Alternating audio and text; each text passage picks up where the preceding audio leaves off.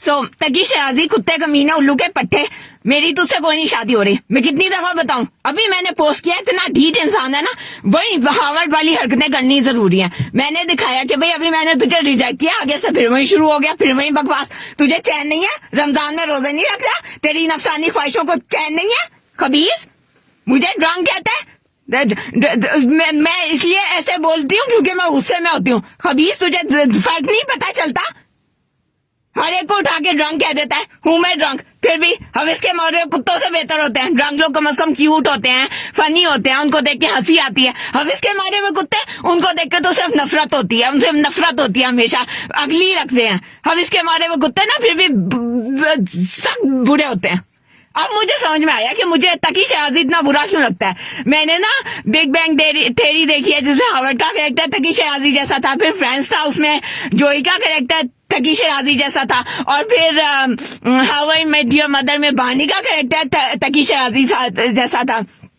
तो just imagine के एक बंदा जिससे आपने, एक कैरेक्टर जिससे आपने 20 साल तक शदीद नफरत की हो और जिसपे सिर्फ आपको हंसी आती हो, आपके माँ बाप उसी से उठा के आपकी शादी कर दे, तो आपको शादी करने का सोचे तो आपको क्या कैसा लगेगा। मैंने और तू अपने, सिर्फ ये नहीं है कि मैं उन कैरेक्टर की बेस पे तुझे जज कर रही हूँ, तूने अपने बिहेवियर से साबित किया कि तू बिल्कुल उन जैसा है, तू बिल्कुल उन जैसा है। तू चाहता तो मेरे इमेज को गलत करार दे सकता था, गलत साबित कर सकता था, लेकिन तूने साबित किया कि तू जोई और हावर्ड और बांडी जैसा है, तो मैं तुझसे क्यों शादी करूंगी। मैंने तुझसे 20 साल तक शदीद नफरत की है। जस्ट इमेजिन कि एक बंदा जिससे आपने 20 साल तक नफरत किया, आपके माँ बाप उससे उठा के शादी करते हैं। जो होता है ना कि माँ बाप से करनी चाहिए, माँ बाप की विजडम, माँ बाप ना विजडम नहीं होती। देसी माँ बाप जो होते हैं ना, वो ये देखते हैं कि अपने मेरे बच्चे को जिससे शदीद नफरत है, इंतहाई उसी से शादी करवाते हैं। मैंने देखा है कुछ लड़के होते हैं जिनको मोटी लड़कियों से नफरत होती है।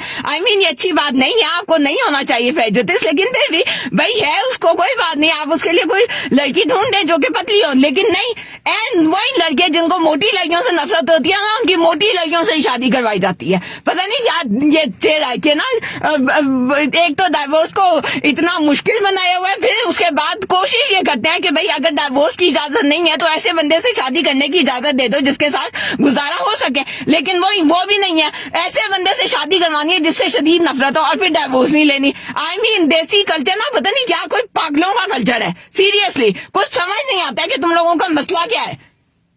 एक तरफ ये कि डाइवोर्स नहीं लेनी, मुझे पहली एक डाइवोर्स की अभी तक सजा मिल रही है। मेरा दिमाग खराब है कि दूसरी शादी करूं और अभी ऐसे बंदे से जिसको मैं एक लम्हा नहीं बर्दाश्त कर सकती। मैं कोई नहीं करी शादी, सब बकवास बंद करो अपनी। रमजान है, कुछ ख्याल कर लो।